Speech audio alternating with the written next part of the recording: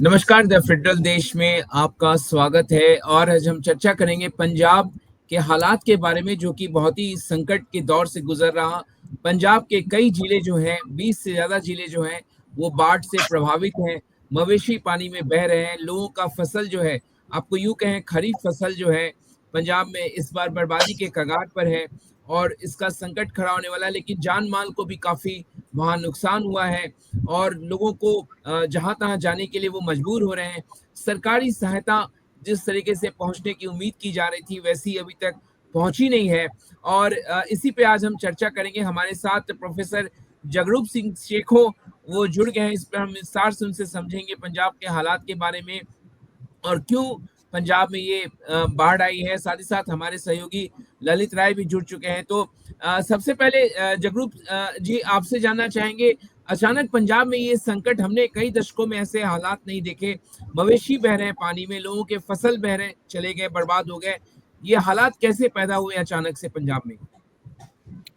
नमस्कार जी।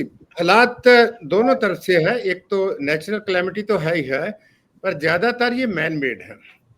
अब देखा जाए कि पंजाब में जो था, इस समय में 3 बड़े दरिया हैं और उसके साथ में और स्ट्रीम्स भी हैं, जो इंडिया पाकिस्तान को इस तरफ से डिवाइड करता है। हमारी नॉर्थ की तरफ से, जिसको माझा बोलते हैं, गुरदासपुर है, अमृतसर है, तरनतारन है, वो रावी है। पर वो अब रावी दरिया जो है वो अजनाला के पास से आके आगे वो पाकिस्तान को चला जाता है।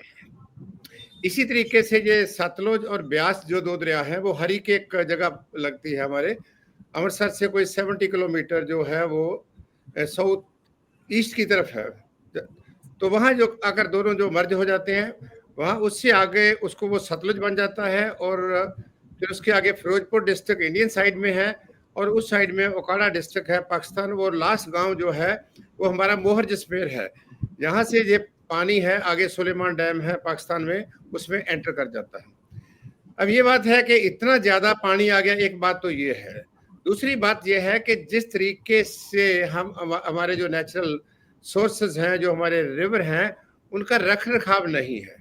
ये तो इस बार इतना बड़ा आ गया, जहाँ 23 में आया था छोटा, तो जहाँ 88 के बाद मेरे ख्याल ये सबसे बड़ा ये जो हड़ आया है, 94 में भी आया था।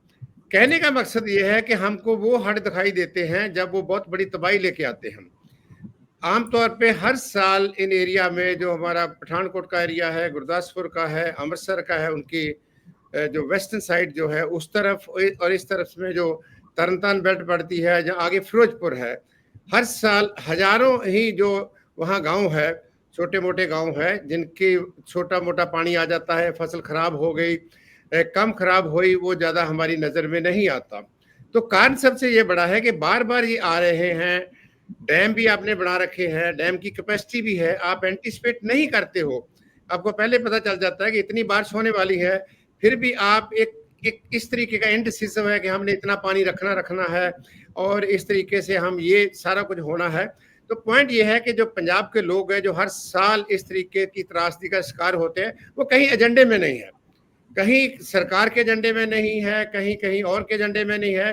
तो इसलिए हर साल उनकी जो इनवॉलंटरी माइग्रेशन होती है, मवाशी की बात आपने की, अभी तो हड़ चल रहा है। अभी तो वहाँ जो सरकार के नीचे के अधिकारी भी पहुंच रहे हैं, एनजीओ भी पहुंच रहे हैं। आपको जैसा पता है, पंजाब का जज्बा और सारे पंजाब में जो मालवा की तरफ से, जहाँ और भी एसकेएम जो यूपी की साइड में, हरियाणा से और जगह से भी लोग आ रहे हैं। पर सबसे बड़ी त्रासदी तब होगी जब पानी जो उतर जाएगा, जमीनें खत्म होगी, उनकी डिमार्केशन कौन करेगा, और जिन्होंने जमीन लीज पे ले रखी है, वो जो कंपनसेशन मिलता भी है, वो कंपनसेशन जो है वो किसको मिलेगा, मालिक को मिलेगा, इस तरीके से मिलेगा। डिस्ट्रीब्यूशन में बहुत बड़ा संकट है, क्योंकि गवर्नेंस का भी सबसे बड़ा संकट है। तो मेरा कहने का मतलब है, ये गवर्नेंस का संकट है, ये सरकारों की जो लापरवाही लोगों के प्रति वो है, या सरकारों की जो अपनी एक रिस्पॉन्सिबिलिटी होती है कि आपने उसको कैसे मैनेज करना है। दरियाओं को क्यों नहीं मैनेज कर रहे हैं आप? उनका जो नेचुरल फ्लो है उसको क्यों रोकने देते हो, उसको क्यों डिवर्ट करते हो, क्यों उस तरीके से वहां जाकर कुछ लोगों ने खेती भी कर देते हैं बीच में, उसमें जाकर उसका रास्ता भी काट देते हैं। तो मेरा कहने का मतलब है कि दरिया तो सदियों से चल रहे हैं, पर जो तबाही अब देखने को मिल रही है उसमें जो सिस्टमिक फेलियर है, गवर्नेंस का जो क्राइसिस है, साथ में नेचर तो है ही है। और नेचर अपने आप नहीं करती, जो जैसा हम नेचर के साथ खेल रहे हैं, जैसे हम ये जो डिफॉरेस्टेशन हो रही है, जैसे सारा जो इसको इंक्रोचमेंट हो रही है, बहुत कुछ हो रहा है, जब कोई लॉन्ग टर्म प्लानिंग नहीं है। अब देखिए ना कि हर अब आ गए, 2-4 महीने में फिर ठीक हो जाएगा, फिर 5-7 साल में बाद आएगा, कोई एजेंडा नहीं है। मेरे को नहीं पता कि पंजाब सरकार ने हड़ों को रोकथाम के लिए कोई इसमें बजट में कोई बजट रखा भी है कि नहीं है। सारा कुछ जो है सेंट्रल गवर्नमेंट पे है, वहां से कोई रिस्पॉन्स नहीं आ रहा। पंजाब गवर्नमेंट ऑलरेडी इकोनॉमिकली जिसको बोलते हैं उसकी बैंकरप्सी के कगार पे पहुंची हुई है, तो इसलिए जो थोड़ी बहुत मदद मिल रही है उनके सर्वाइवल के लिए, उनके खाने के लिए, अब तो जो मवेशी चले गए, जो लाइफ स्टॉक सारा खत्म हो गया, उसके साथ में घर, सबसे बड़ी आपने त्रासदी देखी होगी कि लोगों के जो घर है उन घरों में 5-5, 6-6, 8-8 फीट पानी है। और हमारा तो ये मानना है कि जिस घर में एक बार पानी आ जाता है वहां आपका रहने को दिल नहीं करता, वहां आपका दिल नहीं लगता और सदा के लिए आप वहां से टूट जाते हैं। तो कैसे लोगों को अपनी जमीन से, अपने जंगल से, अपनी लाइफ से जो सिस्टम है उनको कैसे खदेड़ रहा है, कैसे डिटैच कर रहा है, ये त्रासदी है। सर शेखू जी, मेरा एक सवाल है कि माधोपुर बैराज जो है जिसमें 54 गेट थे और 2 गेट जो है वो डैमेज हो गए और इसके कारण जो है रावी की जो फ्लो है, रावी नदी का जो फ्लो है उसको वो रेगुलेट किया करता था, लेकिन इसके कारण बड़ी तबाही जो है आसपास के क्षेत्रों में देखने को मिला थी। ये सरकार की लापरवाही है क्योंकि ये डैम जो है रेगुलर इसको मरम्मत चाहिए, रख रखाव चाहिए। क्या सरकारें विफल हो गई उसका रख रखाव करने में? ये स्टेट जो है नॉर्मल इसका रिस्पॉन्स है ही नहीं है।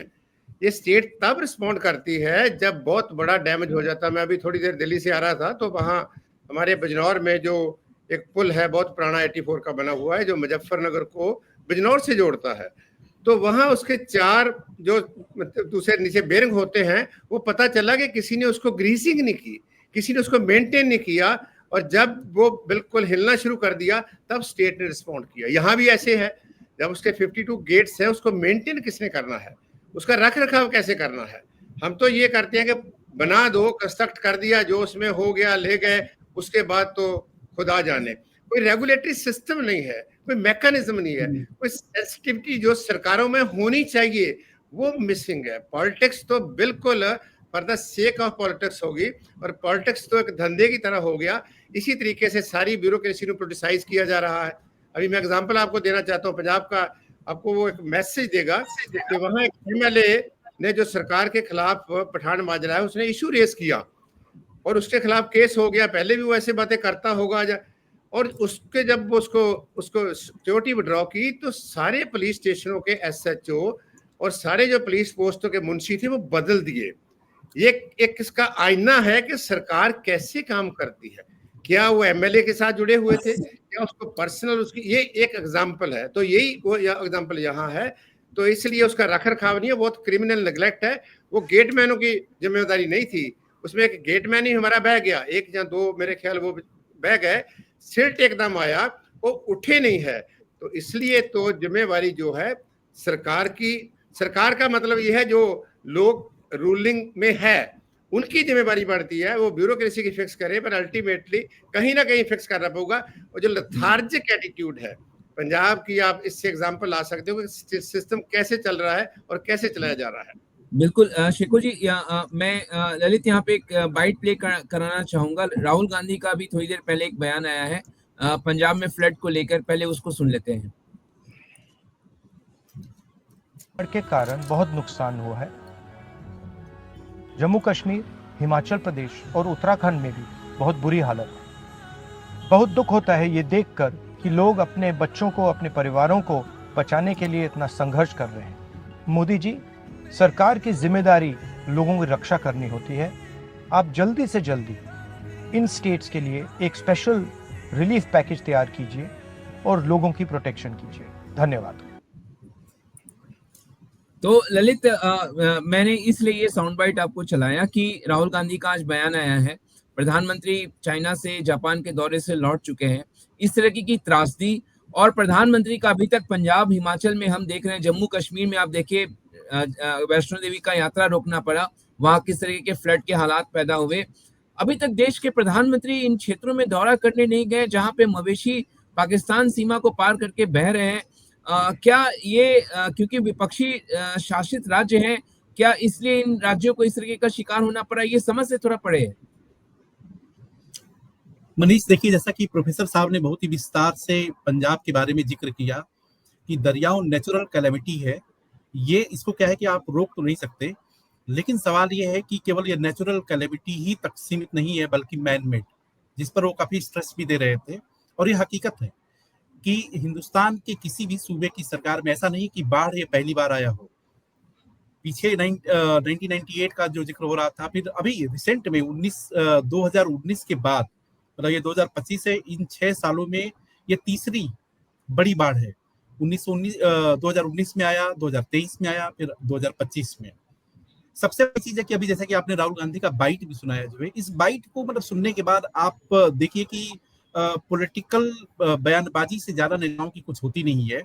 क्योंकि राहुल गांधी अगर इस तरह की बात कहते हैं तो वो इस बात को कैसे भूल सकते हैं कि आम आदमी पार्टी की सरकार के पहले कांग्रेस की ही सरकार थी, उससे पहले अकालियों की सरकार थी, यानी कि उस सूबे पर सियासतदान जो है अलग अलग रूप रंग चोले के साथ वो बैठते रहे हैं। लेकिन जो आम जनता की जो समस्या है, आम जनता का जो मर्ज है, वो दवा के तौर पे रिलीफ पैकेज मिलता है, बट उस रिलीफ पैकेज से क्या होगा? असली मुद्दा तो यही, जैसे कि आपने माधोपुर बराज का भी जिक्र किया कि उसके 2 गेट बह गए, गेटमैन भी उसमें बह गए, और प्रोफेसर साहब भी ये कह रहे थे इस बात को कि वो केवल गेटमैन की जिम्मेदारी नहीं थी, बल्कि उन सभी लोगों की, मतलब ब्यूरोक्रेटिक जो सिस्टम है उसकी जिम्मेदारी थी, सरकार में जो बैठा हुआ तंत्र है उसकी जिम्मेदारी थी। और वो कहीं ना कहीं अपनी जिम्मेदारी से जब चूकता है तो इस तरह की घटनाएं होती हैं, जिसमें पंजाब इस समय सफर कर रहा है। और पंजाब में अभी मनीष, हम लोग दर्शकों को बता दें कि 7 सितंबर तक जितने भी कॉलेज हैं, स्कूल्स हैं, इन सबको बंद कर दिया गया है फ्लड की वजह से। अभी तक 12 जिले जो प्रभावित थे उनको माना गया था, लेकिन अब सभी 23 जिलों को प्रभावित घोषित किया गया है, फ्लड हिट घोषित किया गया है। यानी कि, लेकिन सबसे बड़ा सवाल यही है कि इस सिस्टम पर जू क्यों नहीं रेंगता? अगर खासतौर से आम आदमी पार्टी की सरकार है और आम आदमी पार्टी सरकार की बात करें तो वो चाल चरित्र चेहरा से अपने आप को अलग तरीके से पेश करती थी और इस तरीके से अपनी तस्वीर दिखाती थी कि आखिरकार जनहित के लिए अगर कोई सोचता है तो हम सोचते हैं। लेकिन सवाल यह है कि पंजाब में जो कुछ हो रहा है, और सबसे बड़ी बात है कि मनीष, ये एक चीज और ध्यान देने वाली है कि फरवरी के महीने में, आमतौर पर पंजाब में फरवरी के महीने में जो ये फ्लड डिजास्टर मैनेजमेंट की जो बैठक हुआ करती थी, इस दफा ये बैठक जो है जून के महीने में हुई है। इस जून 2025 में हुई है। तो आप उस सीरियसनेस को आप समझ सकते हैं। डिसिल्टिंग ऑफ जो रिवर है, जो उसके किनारे वाले इलाके होते हैं, वो डिसिल्टिंग हुई नहीं। तो इसका अर्थ है कि इस तरह की कैलेमिटी का आना स्वाभाविक है। और जैसा कि आप जान भी रहे हैं कि IMD की जो एक प्रेडिक्शन भी है कि उसके हिसाब से कि पहाड़ी इलाकों में बारिश बहुत ज्यादा बड़े पैमाने पे हो रही है और आगे 2-3 दिन तक होने की संभावना भी है। तो एक उसका भी प्रभाव है। और मनीष, एक चीज और है कि भाखड़ा नंगल डैम को लेकर के कि आपने देखा होगा कि हाल ही में 2 महीने पहले किस तरीके से पंजाब में, हरियाणा में और राजस्थान में रस्साकसी रही, सुप्रीम कोर्ट को इंटरवीन करना पड़ा। और ये कहा जा रहा है कि वहां पे जितना पानी है ऑलरेडी उसमें और पानी का इजाफा हुआ और इस तरह की जो स्थिति बनी है, खासतौर से भाखड़ा नंगल डैम जो सतलज की बात है। तो कहने का अर्थ है कि कहीं ना कहीं ये शुरुआती दौर में प्रशासनिक शासनिक दोनों लापरवाही जो है सामने नजर आ रही है। और आप देखेंगे कि नेता इसी तरीके से बयान देते रहेंगे। और आपको यहाँ बता दें कि प्राइम मिनिस्टर जब संघाई सहयोग संगठन की बैठक से दिल्ली आए तो उन्होंने पंजाब के CM से बातचीत की थी और उन्होंने कहा था कि जो भी कुछ सेंटर की तरफ से मदद देनी है उसको हम जरूर देंगे। जी मनीष। बिल्कुल, प्रधानमंत्री से तरफ से कहा गया कि मदद देने की बात उन्होंने कही। लेकिन शेखू जी, मेरा सवाल आपसे है कि कुछ साल पहले हिमाचल में ऐसे ही बाढ़ की स्थिति देखी गई और अभी तक हिमाचल की सरकार, इवन पंजाब की सरकार, यहाँ तक कि उमर अब्दुल्ला जो कि जम्मू कश्मीर के मुख्यमंत्री हैं, वो भी राहत पैकेज की मांग कर रहे हैं। लेकिन केंद्र सरकार अभी तक कोई असेसमेंट आपको लग रहा है कि सरकारें जो है इन विपक्षी शासित राज्यों, क्योंकि बीजेपी की सरकार यहाँ पे नहीं है, NDA की सरकार नहीं है, तो क्या इसका खामियाजा इन राज्यों को भुगतना पड़ रहा है क्या? क्योंकि केंद्र के प्रति सभी राजनीतिक दल कह रहे हैं कि उसका उदासीन रवैया इन राज्यों में है, जबकि ये राज्य जो है बेहद भयंकर त्रासदी से जूझ रहे हैं। ये बहुत दुर्भाग्यपूर्ण बात है। सरकार होती है, केंद्र की सरकार लोगों की सरकार है, देश की सरकार है, और ये इस तरीके का जो नजरिया है, इससे ज्यादा अनफॉर्चुनेट बात कोई हो नहीं सकती। हमको पता है कि जो जिस तरीके से हमारे प्रधानमंत्री साहब जड़े हैं, उनका पिछला जो 11 साल का जो सफर है, उसमें बहुत सारी चीजें क्लियर है। पंजाब के लोग बहुत क्लियर है, ये बात तो बहुत उसमें है, उनको पता भी है।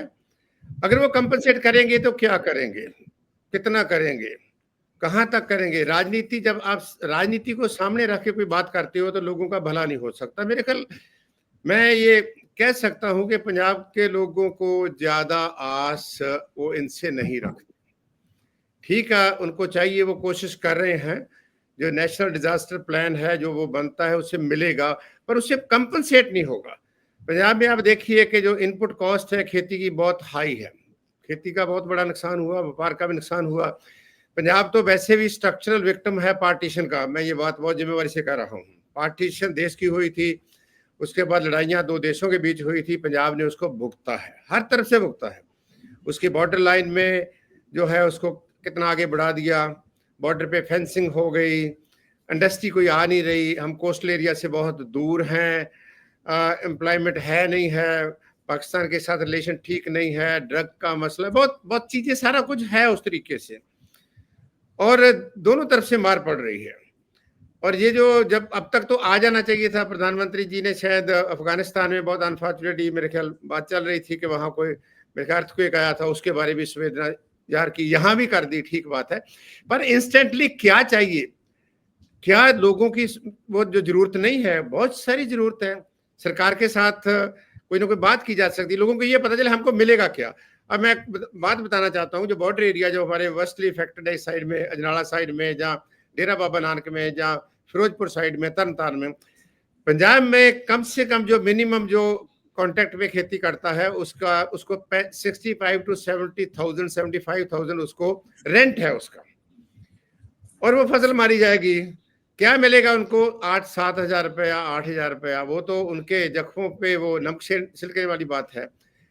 बात दूसरी ये है कि लॉन्ग टर्म क्या करेंगे। ये तो दे दिया, कंपनसेट कर दिया, ये कंपनसेट नहीं होगा, लोगों की जिंदगी खराब होगी, लोगों के घर तबाह हो गए, कई देर रास्ते नहीं खोलेंगे। वो तो अच्छी बात, पंजाब का एडवांटेज है कि हमारे कार सेवा का कॉन्सेप्ट बहुत बड़ा है। आपने देखा होगा कैसे लोग अपने तौर पे, जहाँ जो हमारे कार सेवा वाले लोग हैं, जहाँ और लोग हैं भाईचारा, जहाँ देश के जो और भाईचारे के लोग, वो आगे टेम्पररी रिलीफ मिल रही है। पर किसानी तो पहले ही बहुत बड़े डेट क्राइसिस में है, किसानी का तो पहले ही बहुत बड़ा चैलेंज है। किसानी तो पहले इस सरकार की नीतियों के खिलाफ लड़ाई भी लड़ रही है और गुस्सा भी है। तो इस तरीके से अगर बहुत लिबरल कोई एड आती है, असिस्टेंस आती है, और उसके साथ साथ में एक लॉन्ग टर्म सोल्यूशन की बात होती है, इस देशवासी खास करके अपने पैरों पे खड़े हो जाते हैं अगर सरकारें अपना काम पूरा कर ले। जैसे अभी ललित साहब ने बताया था, अब कभी डीसिल्टिंग की नहीं, हमको ये पता चला कि 1960 के बाद हमारे रिवर की डीसिल्टिंग नहीं हुई। डीसिल्टिंग सरकारें इसलिए नहीं करते कि बहुत बड़े माफियाज हैं, माइन माफियाज हैं।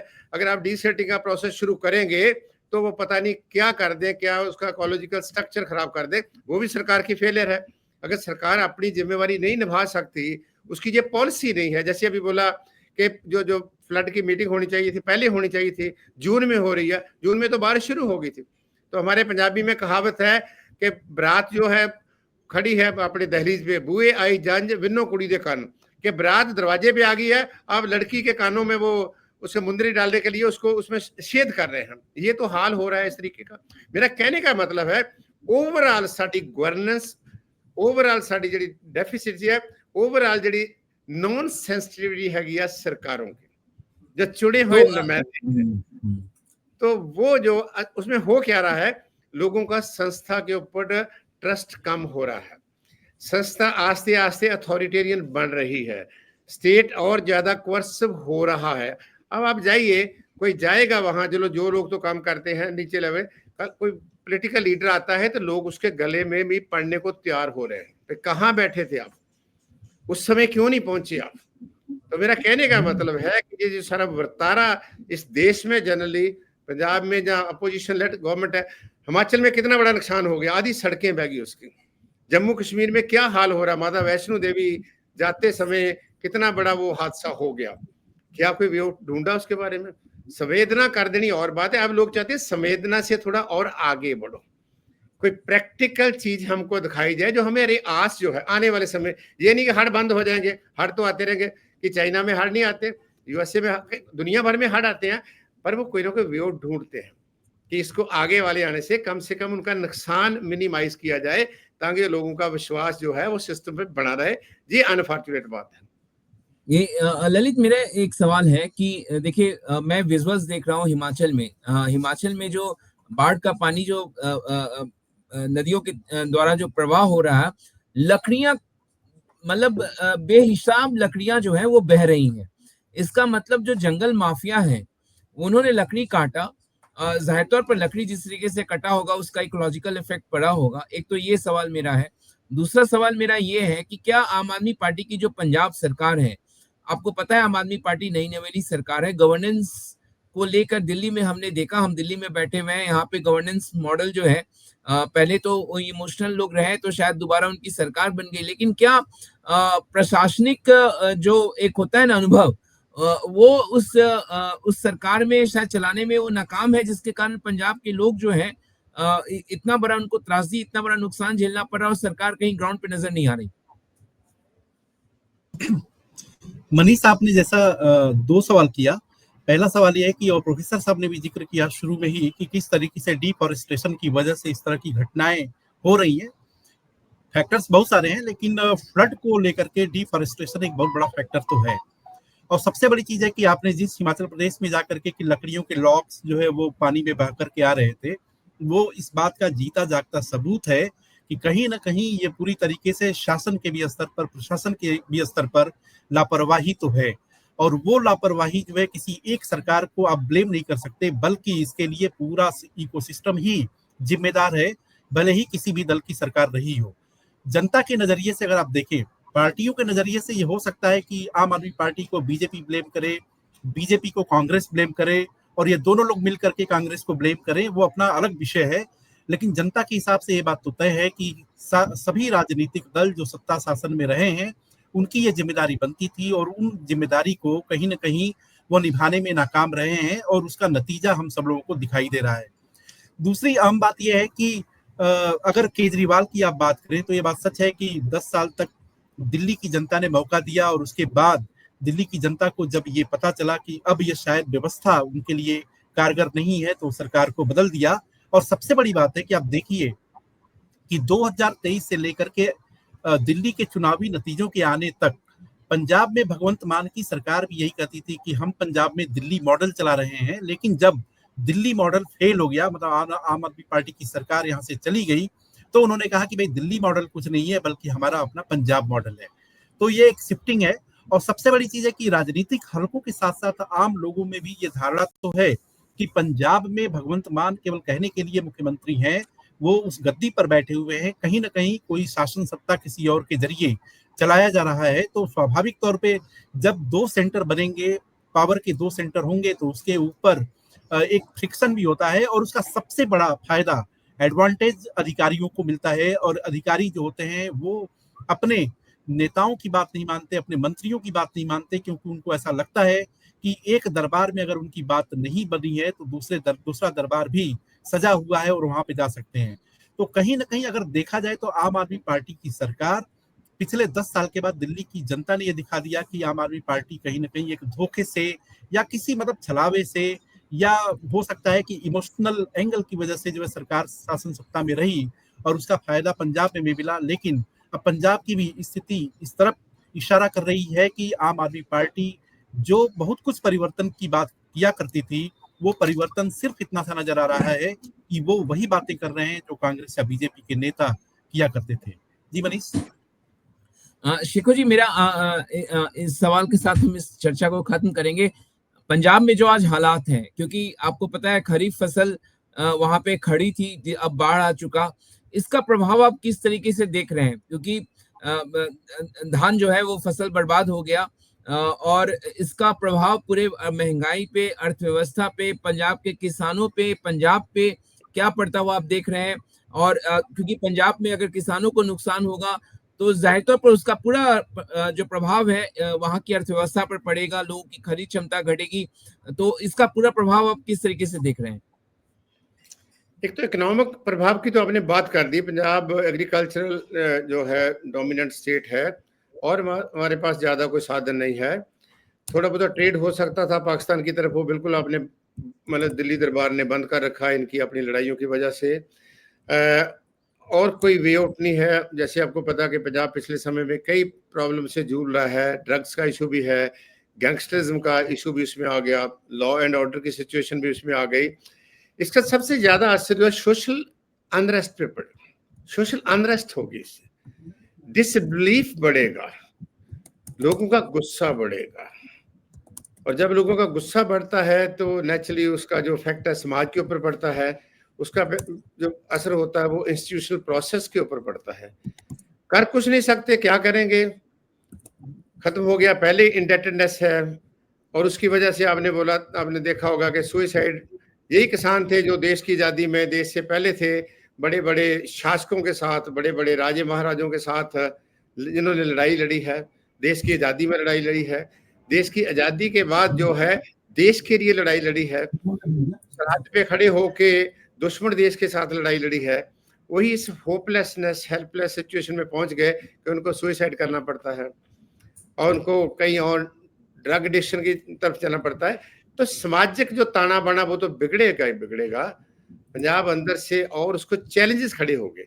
पर इसका दूसरा असर है कि फिर पंजाब रिस्पॉन्ड नहीं करेगा, पंजाब रिएक्ट करेगा। किसको रिएक्ट करेगा?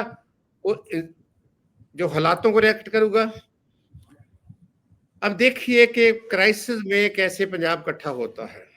आपने आम आदमी पार्टी की बात की। आम आदमी पार्टी को इसलिए लोगों ने इतना बड़ा अनप्रेसिडेंटेड रिस्पॉन्स दिया था कि उनको लगा कि ट्रेडिशनल पार्टी जो है वो उनकी एक्सपेक्टेशन पे नहीं आ रही। पर ये जो आम आदमी पार्टी है तो उनसे भी वर्स्ट जो है अब लोगों के जो इनका जो सोच है उनकी तरफ हुई। पंजाब आप सबको पता है, इसका अपना इतिहास है, इसका अपना कल्चर है, इसकी अपनी आइडेंटिटी है, बहुत खुश है। और इसने हमेशा रजिस्ट किया दिल्ली दरबार को। आज से नहीं किया, मुगलों के समय से किया, अंग्रेजों के समय से किया, इमरजेंसी में किया, बाद में भी किया। जो केजरीवाल सिसोदिया जो दिल्ली दरबार का जो मॉडल सामने आया, हमने बड़ी पहले से कह रहे थे हमको दिल्ली मॉडल की जरूरत नहीं है, दिल्ली कोई उस तरीके की स्टेट नहीं है, पंजाब अपना इसका मॉडल है। हमारे हेल्थ का मॉडल ग्रीन रेवोल्यूशन के बाद बहुत तकड़ा मॉडल था, दूसरी सरकारों ने उसको बर्बाद किया। हम ये चाहते थे उसको रिवाइव किया जाए। हमारे जो फोकल पॉइंट बने थे गाँव में के बीच में मंडियां उसको स्ट्रेंथन किया जाए। हमारा एजुकेशन सिस्टम रिलेटिवली ठीक ठाक था, भले के टेररिज्म के समय में 15 साल में हमारा सोशल स्ट्रक्चर को बहुत डिमोलिश हुआ। सबसे बुरा असर हमारी एजुकेशन के ऊपर, उसको आप रिवाइव कीजिए। पर ये तो ब्लाइंड फेथ होके उनके पीछे चल गए। पहले 1.5-2 साल तो उनके प्रोपेगेंडा करते रहे। भगवंत मान ने सारी जिम्मेवारी ले ली है कि मैंने इसको आम आदमी पार्टी को नेशनल पार्टी बनाना। भी नेशनल पार्टी बना लो भैया, वही at the cost of Punjab. आपने भी देखा, हम भी देख रहे, हिंदुस्तान के किसी कोने में जाइए, डिब्रूगढ़ तक चले जाइए, गैंगटॉक तक चलिए, तो वहां आदमी आम आदमी पार्टी के बैनर लगे हुए एयरपोर्टों के ऊपर, प्रोपेगेंडा सारा हो रहा है। इलेक्शंस पंजाब के पैसों से लड़ी जा रही है। 1.5-2 साल तक जहां फोकस करना चाहिए था, जो इनको पॉलिटिकल गेन हुआ था, उसको कंसोलिडेट करना चाहिए था, वो नहीं किया गया। लोग चाहते थे नए लोग आए, पर ये नहीं चाहते थे कि वो नए पॉलिटिकली न्यू हों, वो चाहते थे पॉलिटिकल मैन हों पर विद ए क्लीन स्लेट होवे। पर इन्होंने उनसे भी आगे, जिस तरीके से इन्होंने डिफेक्शन किया, जिस तरीके ने इन्होंने सिर्फ बाई इलेक्शन जीतने के लिए सारा जो ताम झाम जो डंड ढाम जिसका जो सिसोदिया बोलता था वो सारा यूज किया, उसमें क्रेडिबिलिटी लो होगी। इसका एक मैनिफेस्ट जो आपके सामने है कि सिर्फ 13 में से 3 सीटें जीत सके, और म्यूनिसिपल कारपोरेशन में इनकी बहुत बुरी हार हुई। अमृतसर में, लुधियाना में, जलंधर में, सभी जगह ये हारे, पर इन्होंने ताकत के जोर से वो अपनी वो बना ली, तो लोगों की नजरों से पीछे हट गए। पावर है, लेजिटिमेसी इन्होंने गेन किया, इसीलिए पंजाब का क्राइसिस भी उसी के साथ जुड़ा हुआ है। ये पंजाब के लोग इतना अंडरस्टैंड करते हैं, ये बात ठीक है कि अब चल रहे हैं, थोड़े समय के लिए झेलेंगे। ये इसलिए आए थे, दूसरे बहुत माड़े थे, दूसरों ने बहुत सत्यानाश किया था, चाहे वो काली वाले थे, चाहे अमरिंदर सिंह, या दूसरे तीसरे थे। पर अब लोगों को पता कि वो तो माड़े थे ही थे, पर ये तो शायद उनसे भी आगे निकल गए। बिल्कुल बिल्कुल। कि पंजाब बिल्कुल कभी नहीं सुप्रीत चाहूंगा कि केजरीवाल जैसे और सिसोदिया जैसे, क्योंकि पॉलिटिकल लीडर थोड़े हैं कि जो टेक्नोक्रेट है कि वो पंजाब को डिक्टेट करे। अब इनका सबसे बड़ा चैलेंज, डिसएडवांटेज जो फेस करेंगे, वो जो दिल्ली दरबार का इंटरफियरेंस है जो एक्सपोज हुआ है, और जिस तरीके से वो यहाँ के ब्यूरोक्रेसी लग रही है, जिस तरीके से अपॉइंटमेंट हो रही है, यूनिवर्सिटी के वाइस चांसलर लग रहे हैं, तो पंजाब के लोग वेट कर रहे हैं। पर समस्या है कि और कौन, क्या वही आएंगे या कोई नया आएगा? इनका तो बोरिया बिस्तरा जो है वो काफी हद तक गोल होने की पॉसिबिलिटी बनी हुई है। बिल्कुल आपने विस्तार से पॉलिटिकल जो सिचुएशन है, हालांकि हम लोग बाढ़ पे चर्चा कर रहे थे, लेकिन आपने विस्तार से बताया। और ये जो स्थिति जो पैदा हुई है ललित, ये अकर्मण्यता जो कह सकते हैं, प्रशासनिक जो लोग वहाँ पे आला बैठे हुए हैं, उनकी अकर्मण्यता के चलते पंजाब को और पंजाब के लोगों को जो कि इतना मेहनत कश है, वो जो उपजाते हैं वो पूरा देश खाता है, और उनको इतनी बड़ी त्रासदी का सामना करना पड़ रहा। मवेशी उनके बह गए, उनका फसल बर्बाद हो गया, लाइव स्टॉक जो है वो खत्म हो गया, लोगों के घर जो है 8-8 10-10 फीट पानी से डूबे हुए हैं, और उनको इंतजार है कि सरकार से कोई सहायता मिलेगी, लेकिन ना तो केंद्र सरकार और ना राज्य सरकार से उनको कोई उम्मीदें अब बची हैं कि वो खुद अपने, हालांकि पंजाब बहुत ही मेहनतकश वहाँ के लोग होते हैं, उनको पता है कि उनका रास्ता किस तरीके से उनको अपना तैयार करना है, और वो इस संकट से जरूर खुद को उबारेंगे। लेकिन सरकारों का जो फर्ज और धर्म बनता है, केवल चुनावों तक सीमित नहीं होना चाहिए, सरकार बनाने के लिए सीमित नहीं होना चाहिए, बल्कि उनकी जो जिम्मेदारी है वो जरूर पूरी करनी चाहिए। लेकिन देखना होगा किस तरीके का राहत पैकेज पंजाब के लिए, हिमाचल के लिए, जम्मू कश्मीर के लिए ऐलान किया जाता है, इस पर भी हमारी नजर रहेगी। लेकिन आप दोनों इस चर्चा में जुड़े, आपका बहुत बहुत धन्यवाद। प्रोफेसर जगरूप सिंह शेखो, ललित, आपका बहुत बहुत शुक्रिया इस चर्चा में जुड़ने के लिए। तो दर्शकों, आपसे उम्मीद है कि द फेडरल देश अभी तक आपने सब्सक्राइब नहीं किया है तो बेल बजाकर जरूर सब्सक्राइब करें, हमारे वीडियोस को लाइक करें, शेयर करें। विस्तार से खबरें पढ़ने के लिए हमारे वेबसाइट पर जाकर आप खबरें पढ़ सकते हैं। निष्पक्ष और स्वच्छ खबर आप द फेडरल देश पर पढ़ सकते हैं, देख सकते हैं। धन्यवाद। Thank you.